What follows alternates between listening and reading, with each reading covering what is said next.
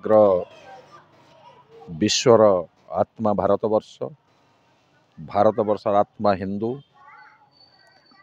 एवं हिंदूर आत्मा होउछि आमर संस्कृति।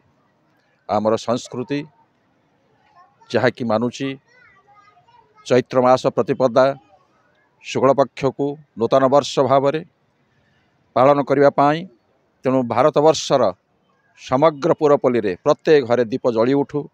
नूतन वर्ष आम पालन करवा प्रति वर्ष प्रतिपदा चैत्र शुक्लपक्ष दिन एवं जो अपसंस्कृति भारतवर्ष को आसी जानुरी 1 आम पालन करुचे ता नुहे से अपसंस्कृति आम बाहरी आसी आज नववर्ष रे भारतवर्षर विशालता को पुणे आम लक्ष्य पूरण करी समग्र विश्वर आध्यात्मिक गुरु भाव में आम प्रतिपादन करवा आज दिन एकमात्र लक्ष्य। चैत्र शुक्ल प्रतिपदा ये जे होछि आम राष्ट्रीय नववर्ष ये आम सरस्वती शिशु विद्या मंदिर योजना अनुसार प्रतिवर्ष पालन करी आसुचु एवं चलित वर्ष मध्य पुण्यतिथि को अति आडंबरपूर्ण भाव में आम पालन करिछु।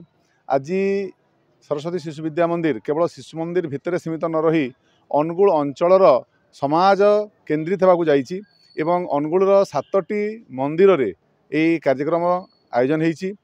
हुलुरसिंघा जगन्नाथ मंदिर ठू आरंभ करी माँ बुढ़ी ठाकुराणी मंदिर, शैलश्री क्षेत्र, कुमुंड जगन्नाथ मंदिर, शिमिलीपड़ा तारिणी मंदिर एवं राजकिशोरपड़ा जगन्नाथ मंदिर एमती 7टी मंदिर रे आमर शिशु भाई भौणी जाइकी सेठी विभिन्न प्रकार कार्यक्रम आयोजन करी ए उत्सव को समाज को नहीं समाज समस्त वर्ग लोक को जोड़ी। नववर्ष रे आपण मान समस्त को अभिनंदन और शुभेच्छा।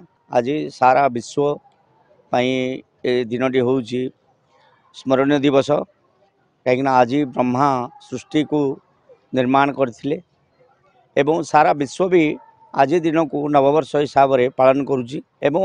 आमे भारतवर्ष इंग्रेज माने आसला परे बा बहुत किसी इंग्रेज माने आसला परे जो नुआ वर्ष आमे पालन कर जानुरी 1 किंतु आज भी अमेरिका हो इंग्लैंड हो फॉरेन कंट्री जेते भी हो समस्तंकर जो ईयर आरंभ हो मार्च रु आपणकर एजुकेशनल ईयर हो फाइनेंशियल ईयर हो सबू जिनस मार्च मसरू ही आरंभ हो। आज भी आमे मुझे कहूली से भाषण में मोर जे एक्स मास हॉलिडे गोटे वर्षर एक्स मास हॉलिडे माने 10म मासर छुट्टी दिन को आम डिसेम्बर मसरे पालन करुँच।